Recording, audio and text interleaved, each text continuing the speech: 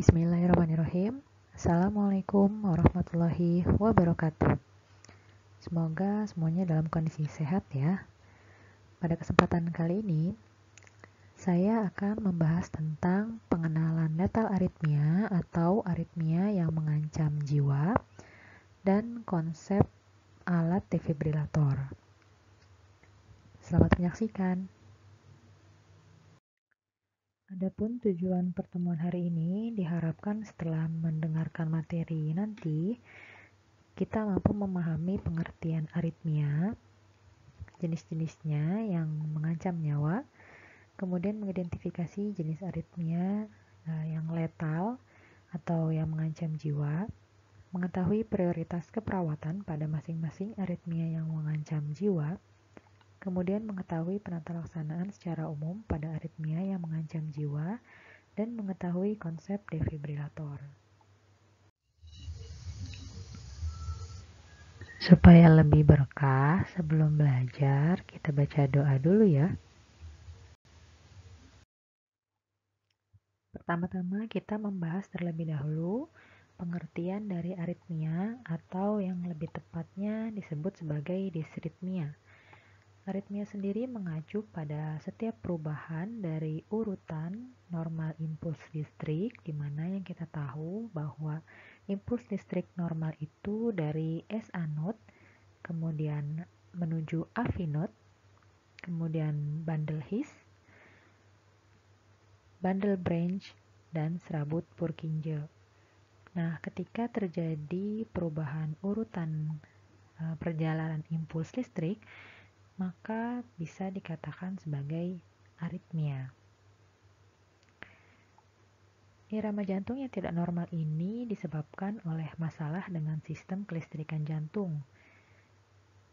Impuls listrik yang dihasilkan dapat terlalu cepat, terlalu lambat, atau tidak menentu, yang dapat menyebabkan jantung berdetak terlalu cepat, terlalu lambat, atau juga tidak menentu.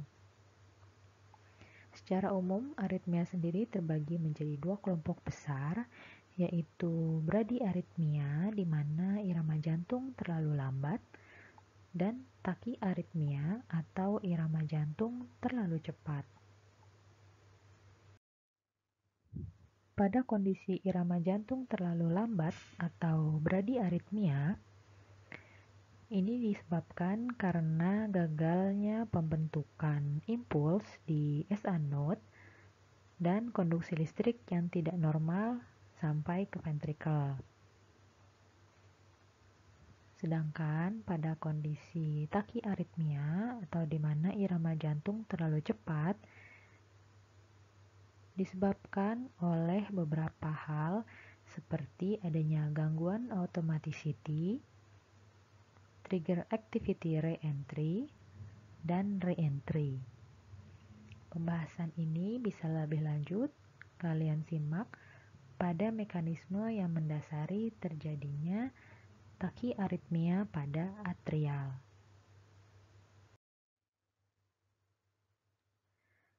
Tentu saja kondisi yang abnormal pada aritmia dapat mengakibatkan berbagai hal. Ketika jantung tidak berdetak dengan normal atau iramanya terlihat irreguler, maka jantung tidak dapat memompakan darah secara efektif. Akibatnya, organ-organ penting seperti paru-paru, otak, atau bahkan organ lainnya tidak mendapat suplai darah dan oksigen yang cukup. Dengan demikian, organ-organ yang terdampak tersebut tidak dapat bekerja dengan baik sehingga dapat rusak atau tidak dapat menjalankan fungsinya, bahkan mengalami kematian. Aritmia yang mengancam jiwa dapat menyebabkan kematian jantung secara mendadak, di mana aritmia ini terbagi secara umum yang tadi sudah disebutkan, yaitu adanya bradiaritmia dan takiaritmia.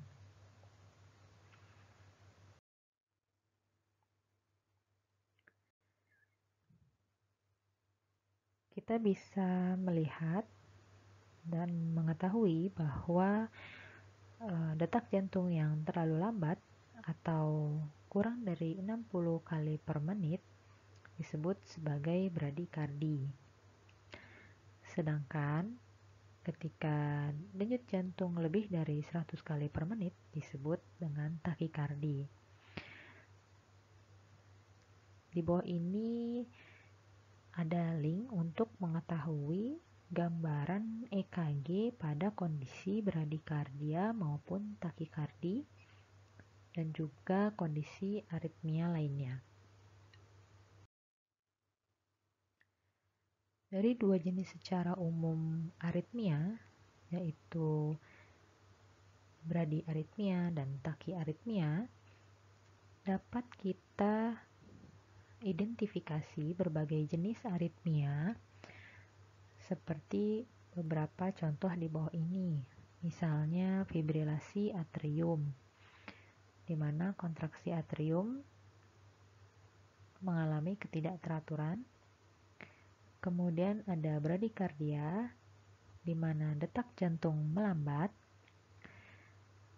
di bawah 60 kali per menit. Kemudian juga aritmia akibat gangguan konduksi, di mana jantung tidak berdetak normal.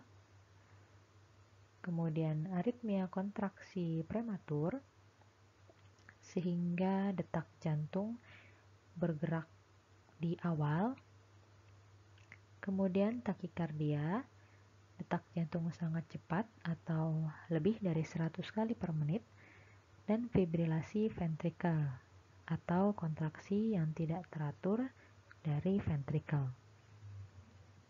Beberapa dari jenis aritmia ini akan kita bahas, terutama yang mengancam jiwa. Lebih spesifiknya, jenis-jenis aritmia yang mengancam jiwa yaitu ada 4. Yang pertama adalah ventricular tachycardy dengan jenis monomorfik dan polimorfik. Yang mengancam jiwa biasanya adalah ventricular tachycardy tanpa adanya nadi. Kemudian yang kedua, ventricular fibrillasi atau VF. Yang ketiga, pulseless electrical activity atau PEA. Dan yang keempat adalah asystole. Kita akan bahas satu persatu aritmia yang mengancam jiwa ini dan beberapa tindakan keperawatan maupun penata laksanaan yang diperlukan. Sebagian besar aritmia yang mengancam nyawa disebabkan oleh adanya kelainan struktural, misalnya pada kondisi fibrosis, dan adanya jaringan parut akibat iskemia. Kemudian adanya kelainan fungsional, misalnya pada pasien dengan gagal jantung dan saraf otonom. Kemudian juga pada pasien dengan gangguan miokardium. Kemudian penyebab aritmia yang mengancam jiwa lainnya seperti penyakit kelistrikan jantung yang primer yang disebabkan oleh kelainan gen yang juga dapat berkembang ke arah aritmia tanpa adanya kelainan tersebut. Dari keempat aritmia yang mengancam jiwa, pertama kita akan membahas tentang ventricular tachycardy atau VT, di mana VT ini ditandai dengan lebih dari 3 gambaran prematur ventricular contraction atau PVC secara berurutan dengan laju heart rate lebih dari 100 kali per menit.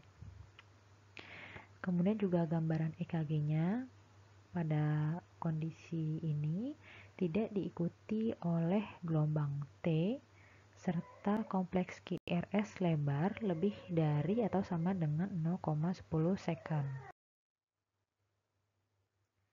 Jika gambaran VT muncul kurang dari 30 detik, ini dinamakan sebagai non-sustained VT. Sedangkan jika gambaran VT muncul lebih dari 30 detik, disebut sebagai sustained VT.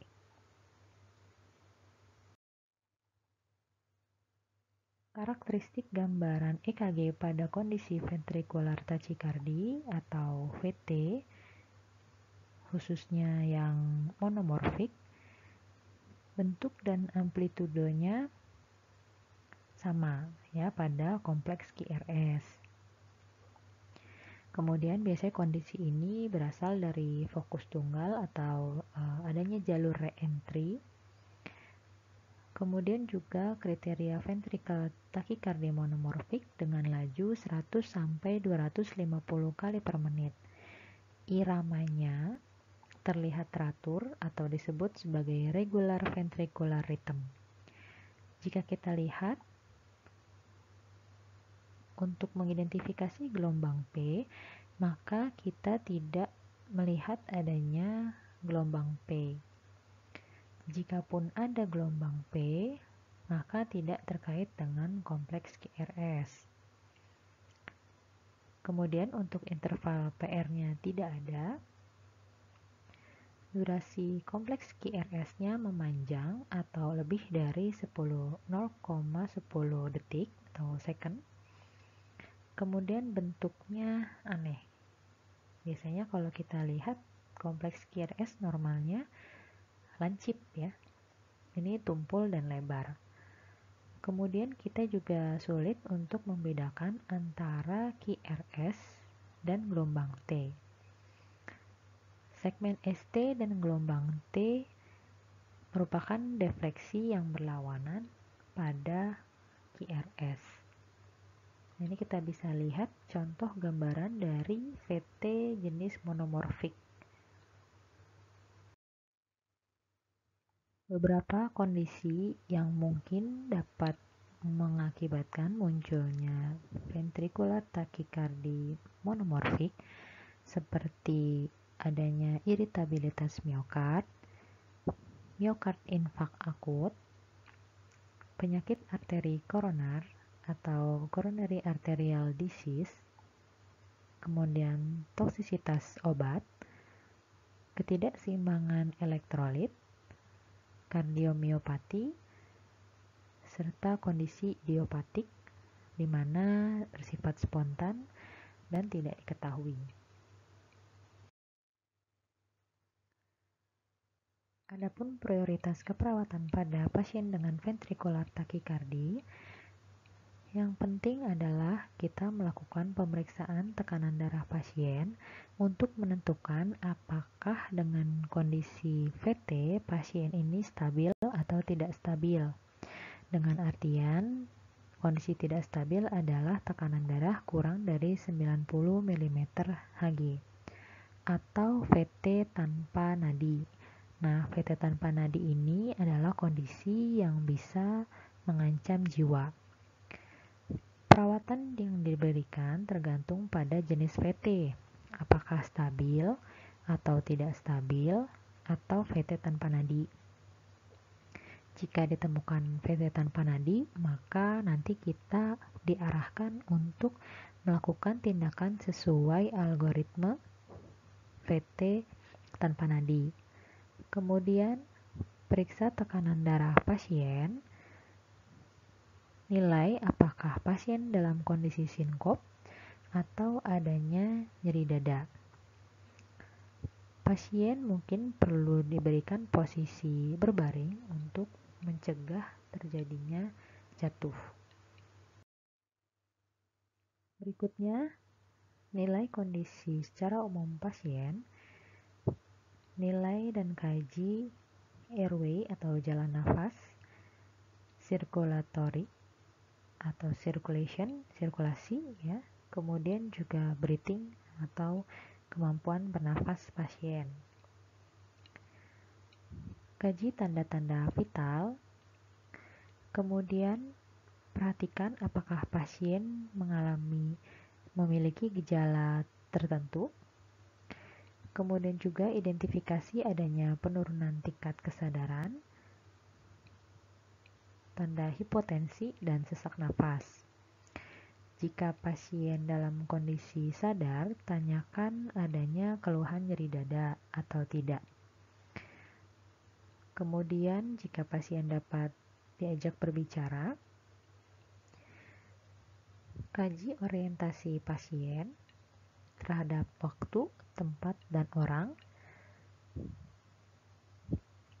Kemudian, kaji nafas dan tekanan darah. Jika kondisi nafas dalam keadaan normal, tidak ada sesak dan tekanan darah stabil, maka pasien kemungkinan adalah ventricle tachycardia stabil.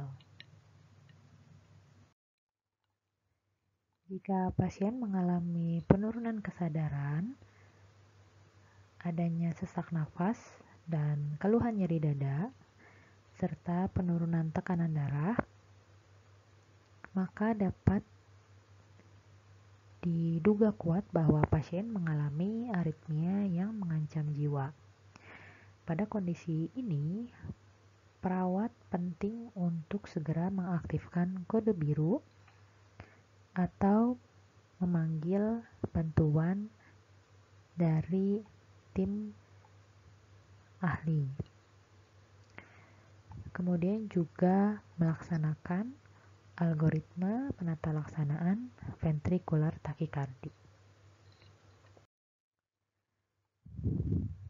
Pada kondisi VT yang stabil, biasanya dokter mencoba terapi obat untuk antidisritmia, seperti misalnya pemberian amiodaron, lidocain, prokainamid, atau sotalol terlebih dahulu.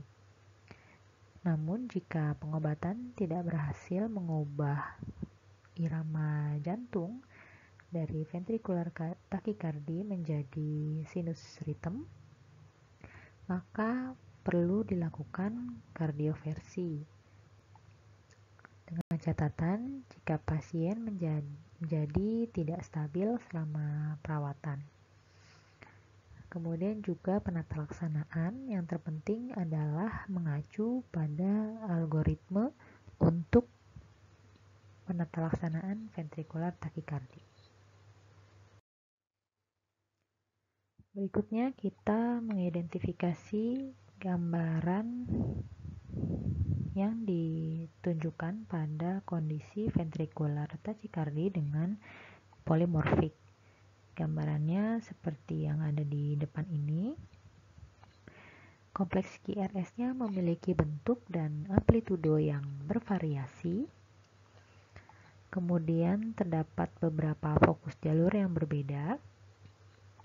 Akibatnya karena kondisi ini. Kemudian pada VT polymorphic yang timbul pada interval QT yang memanjang, ini disebut dengan istilah torsade de pointes atau gambaran seperti benang kusut. Kemudian untuk gambaran VT polymorphic ditemukan interval QT normal atau juga bisa memanjang. Laju frekuensinya 100 sampai 250 kali per menit. Kemudian iramanya bisa reguler, bisa juga irreguler atau tidak teratur. Gelombang P-nya tidak ada, interval PR-nya tidak ada juga. Kemudian durasi dari kompleks QRS-nya memanjang lebih dari 0,10 detik dan bentuknya aneh. Seperti gambar di samping ini ya. Kemudian untuk segmen ST dan gelombang T sendiri berbeda dengan setiap bit, mungkin juga tidak terlihat. Untuk interpretasinya di sini adalah polymorphic ventricular tachycardia. Secara umum, penata laksanaan untuk VT polymorphic juga kurang lebih sama dengan VT monomorphic, di mana perawat perlu melakukan pemeriksaan tekanan darah pasien, mengkaji denyut nadi, kemudian mengecek apakah kondisi pasien stabil atau tidak stabil. Jika pasien tidak didapatkan adanya denyut nadi, maka ini kita beralih pada algoritma pengobatan ventrikular fibrilasi. Kemudian untuk pengobatan VT polimorfik sendiri, jika diketahui VT polimorfik ini tidak memiliki interval QT yang memanjang atau prolong QT tidak ditemukan, maka diobati dengan amiodaron atau obat lainnya. Bisa dengan obat antidisritmia dan kardioversi seperti pada penata laksanaan VT monomorfik.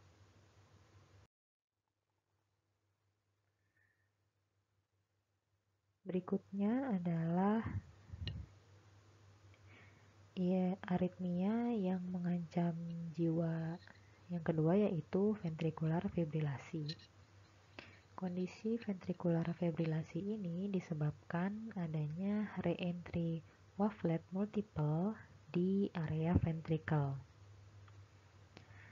Kondisi ini tidak ada depolarisasi ventricle yang terorganisasi sehingga tidak ada kontraksi miokard yang efektif dan tidak ada pulsasi nadi. Jadi seperti gambaran bergetar ya ventrikelnya. Gambaran EKG yang ditunjukkan pada ventricle fibrilasi ada dua jenis, ada VF yang coarse atau kasar dan fine atau VF halus. Nah, ini gambarannya bisa dilihat di samping. Untuk yang di atas adalah gambaran VF yang kasar, sedangkan yang di bawah adalah gambaran VF yang halus. VF sendiri merupakan aritmia yang fatal dan harus segera diatasi. Karena ini merupakan salah satu EKG yang mengancam jiwa ya. Pada kondisi ini aktivitas kelistrikan sangat kacau. Kemudian tidak ada depolarisasi ventricle ataupun kontraksi dari ventricle. Nah, biasanya tanda dan gejalanya pada pasien kita temukan sianosis, kemudian sampai apnu ya, tidak ada nafas dan kejang. Penata laksanaan ini harus segera dilakukan dan mengembalikan irama jantung yang normal dalam waktu 3-5 menit. Jika tidak teratasi, maka dapat mengakibatkan kematian. Pada gambaran EKG VF, laju irama jantung tidak dapat ditentukan, iramanya sendiri berantakan atau irregular, gelombang P-nya tidak terlihat, interval PR-nya tidak ada, durasi kompleks QRS juga tidak ada, segmen ST dan gelombang T tidak terlihat. Gambaran EKG muncul sebagai pola yang bergelombang ya secara terus-menerus tanpa adanya gelombang P yang jelas.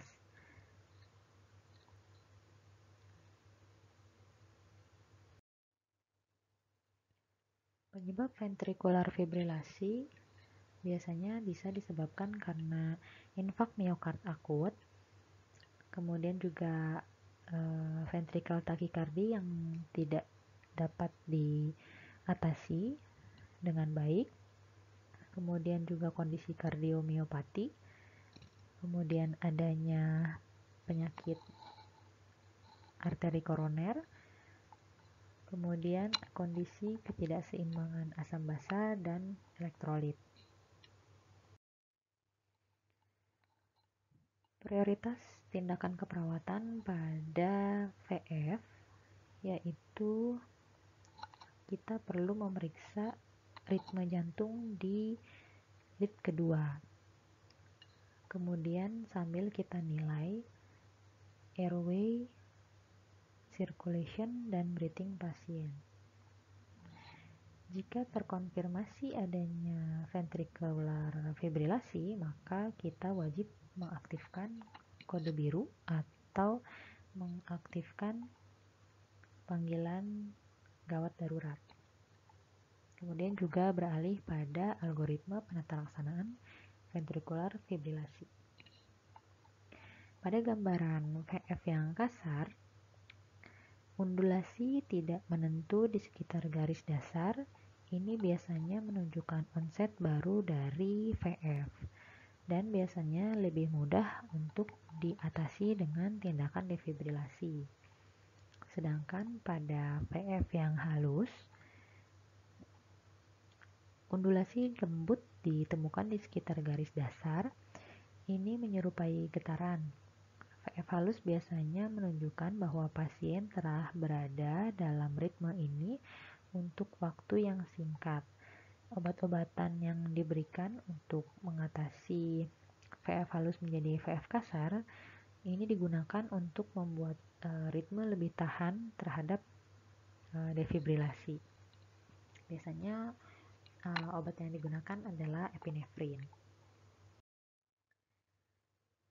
Kemudian aritmia yang mengancam jiwa berikutnya yaitu asistol. Asistol terlihat sebagai garis datar di layar monitor EKG ataupun di monitor defibrilator. Asistol ini merupakan kondisi tidak adanya aktivitas listrik di jantung. Secara klinis, pasien ini terlihat tidak sadarkan diri, apnu atau tidak bernafas, dan tanpa adanya nadi. Pada kondisi ini kita sulit untuk membedakan apakah asistol ataukah VF tanpa kita melakukan pembacaan telemetri.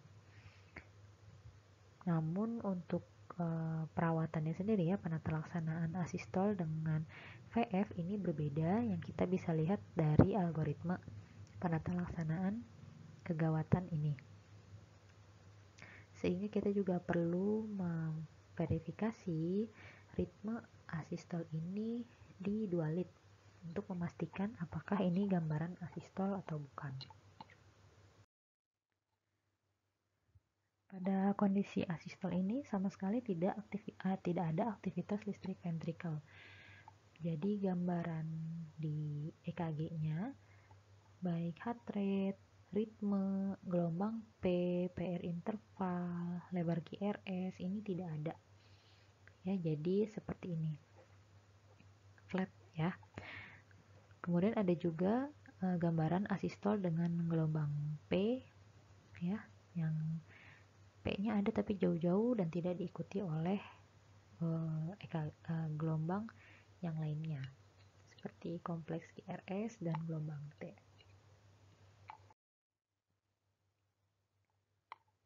Tindakan prioritas pada kondisi pasien yang asistol yaitu kita harus cek dulu, periksa ritme di kedua lead ya, minimal 2 lead. Kemudian juga jika pasien masih memiliki nadi, maka ini dapat dipastikan bahwa bukan asistol ya, karena masih ada denyutannya. Artinya masih ada kelistrikan di jantung. Kemudian jika kita temukan pasien tidak ada nadi, maka harus segera melakukan resusitasi jantung paru dan segera minta bantuan atau mengaktifkan kode biru. Beberapa hal yang dapat mungkin menjadi penyebab asistol yaitu karena defisit metabolik yang berat, kemudian juga gagal napas yang akut, kerusakan miokard yang luas atau infark yang luas, dan pecahnya aneurisma ventrikel.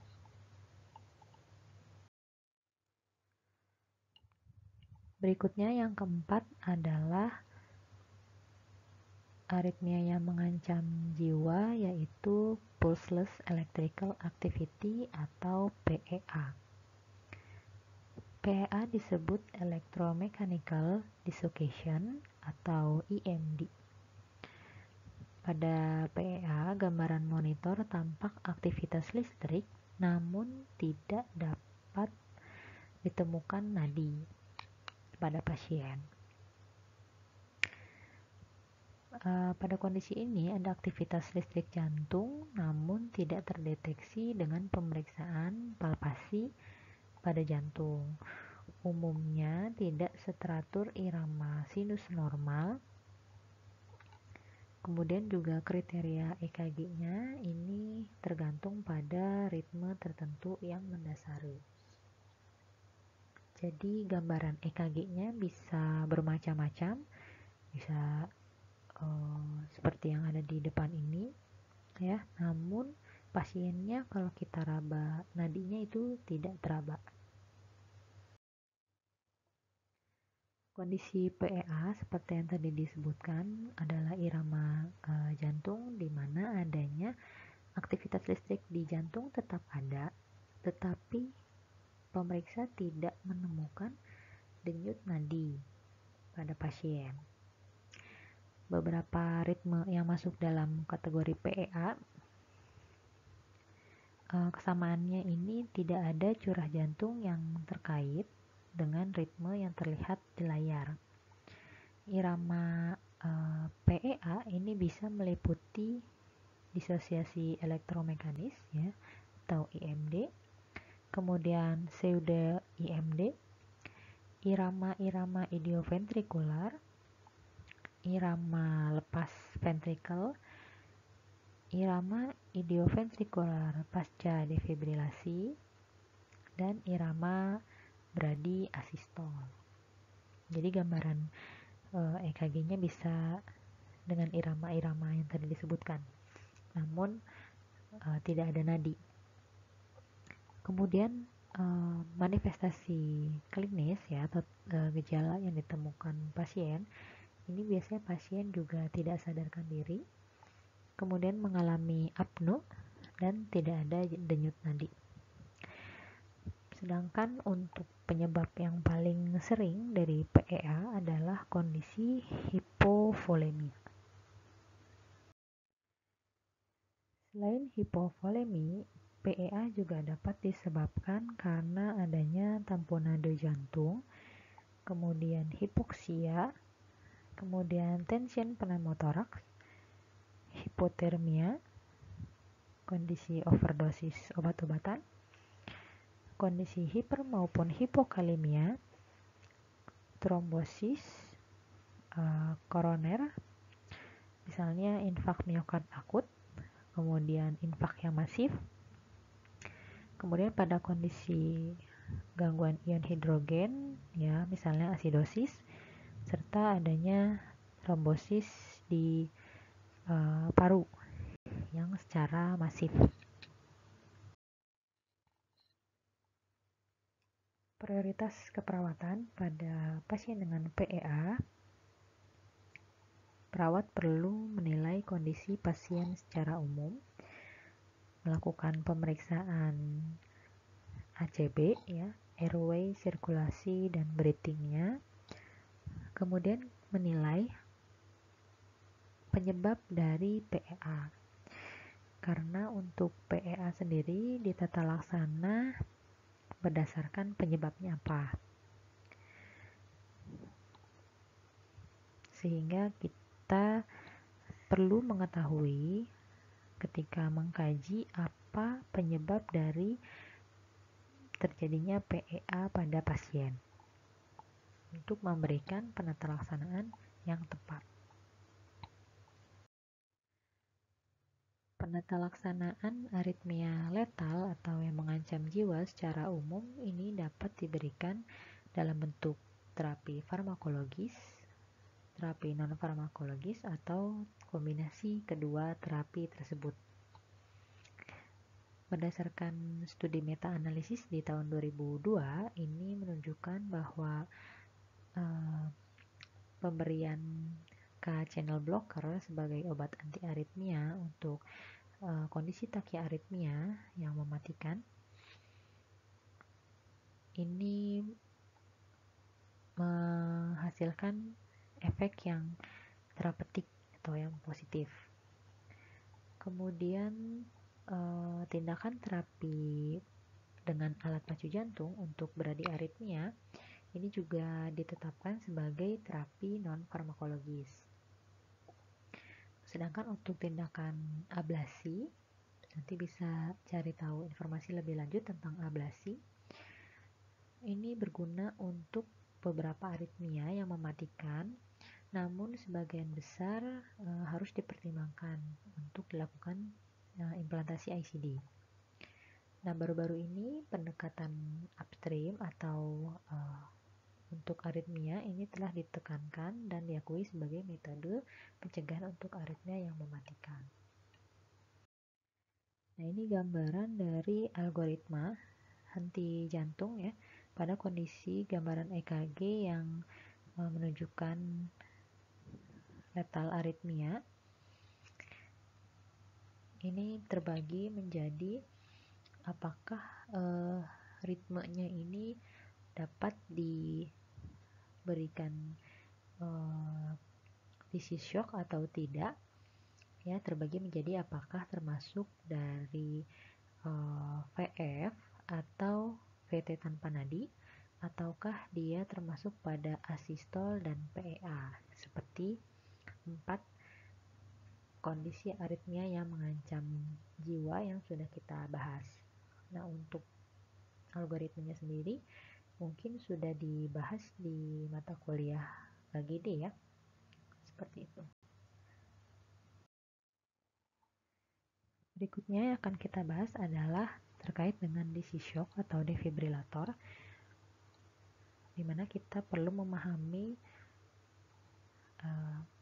pengertian dari DC shock sendiri dan defibrilator. DC shock atau singkatan dari direct current counter shock ini merupakan kegiatan memberikan tindakan arus listrik searah pada miokard melalui dinding dada dengan menggunakan alat yang disebut sebagai defibrilator. Jadi defibrilator ini adalah perangkat yang mengirimkan denyut listrik atau kejut jantung untuk mengembalikan jantung dalam irama yang normal. Ada satu istilah lain yang perlu kita pahami, yaitu kardioversi, di mana kardioversi merupakan tindakan elektif atau emergensi untuk mengobati takiaritmia dengan cara memberikan aliran listrik.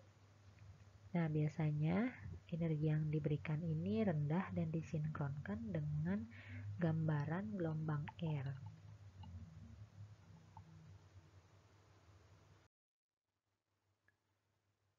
Tujuan dari pemberian DC shock sendiri yaitu untuk menghilangkan aritmia ventrikel yang spesifik pada kondisi henti jantung dan kelainan organik jantung lainnya. DC shock ini digunakan untuk mencegah atau memperbaiki aritmia, di mana detak jantung tidak beraturan yang bisa jadi terlalu lambat atau terlalu cepat. Kemudian pada kondisi jantung tiba-tiba berhenti, defibrilator juga dapat membantu jantung agar berdetak kembali. Defibrilator ada beberapa jenis dan bekerja dengan cara yang berbeda-beda. Defibrilator yang eksternal atau AED, Automated External Defibrillator, ini bisa ditemukan di berbagai ruang publik, misalnya seperti di bandara gitu ya, digunakan untuk menyelamatkan nyawa orang yang tiba-tiba ditemukan mengalami serangan jantung atau henti jantung khususnya ya. Bahkan orang-orang yang tidak memiliki kemampuan atau terlatih dalam hal ini dapat menggunakan AED dalam keadaan darurat untuk memberikan bantuan.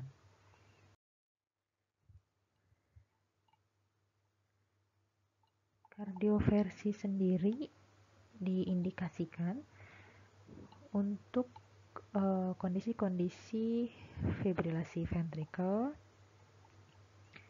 kemudian takikardi ventrikel jika tidak dapat teratasi dengan obat-obatan, kemudian juga menunjukkan hemodinamik yang buruk pada pasien. Kemudian juga pada kondisi supraventrikular takikardi yang juga tidak dapat diatasi dengan obat-obatan dan beralih pada keadaan hemodinamik yang buruk. Kemudian juga pada kondisi atrial fibrilasi yang tidak bisa diubah setelah mendapatkan terapi obat pada gambaran irama sinus, ya, sehingga perlu dilakukan kardioversi. Kemudian yang terakhir adalah pada kondisi flutter atria. Kemudian untuk kontraindikasinya sendiri pada aritmia seperti bradiaritmia atau asistol dan tromboemboli.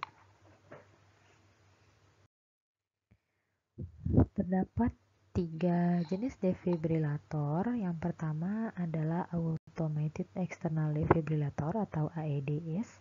Kemudian defibrilator cardioverter implant atau Implantable Cardioverter Defibrillator atau ICDs yang ditempatkan melalui pembedahan di dalam tubuh pasien.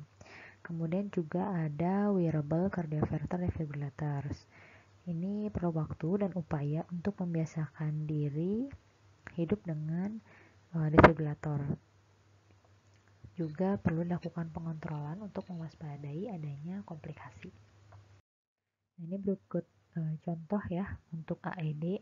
Ini jadi seperti tas, kemudian ini yang ditempelkan di dada seperti stiker gitu ya, yang ditempel.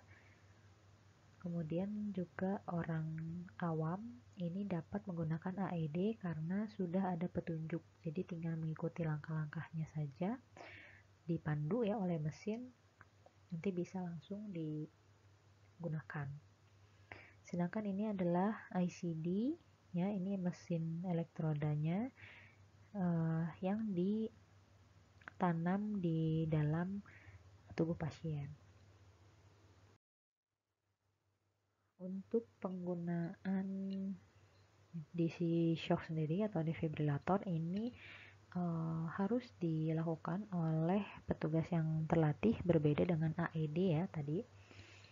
Ini langkah-langkahnya secara umum dengan menyiapkan pedalnya, ya, ini pedalnya. Kemudian letakkan pedalnya dengan posisi seperti ini. Kemudian juga memberikan arus listrik pada defibrilator serta menyalurkan arus listrik. Nah, ini tentunya ada tahapan-tahapan atau langkah yang lebih detail yang mungkin dipelajari di BCLS maupun ACLS.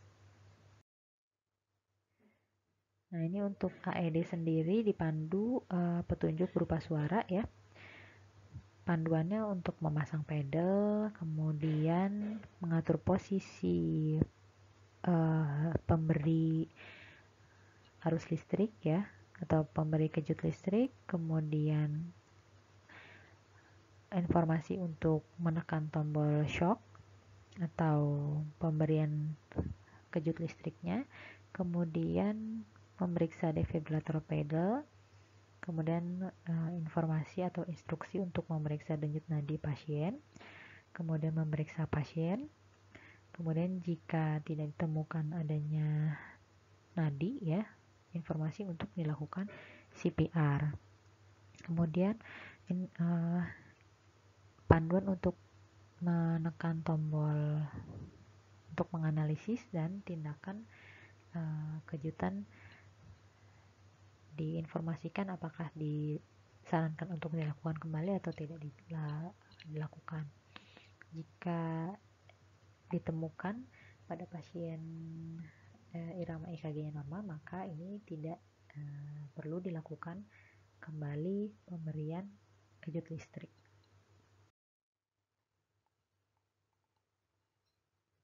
Meskipun AED ini dapat dilakukan atau diberikan oleh siapa saja, namun tentunya ada hal-hal yang perlu diperhatikan ya saat dilakukan pemberian kejut listrik. Misalnya seperti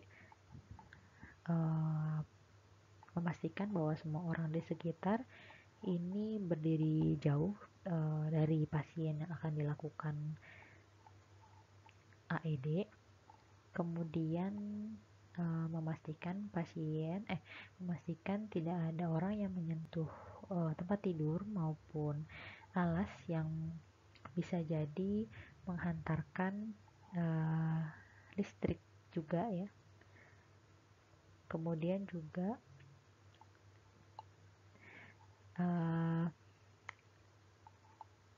intinya harus menjaga jarak antara pasien dengan penolong atau juga dengan mesin AED ketika dilakukan pemberian kejutan listrik atau sesaat ketika menekan tombol shock.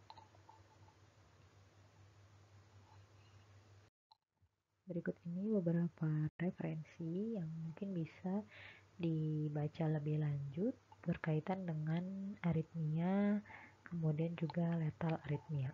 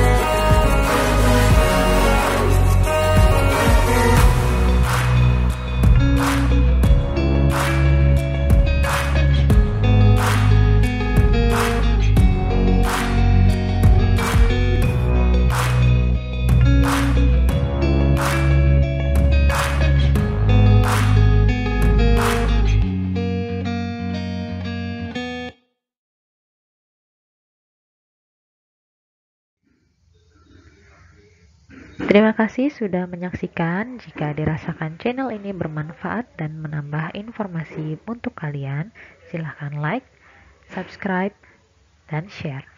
Terima kasih. Assalamualaikum warahmatullahi wabarakatuh.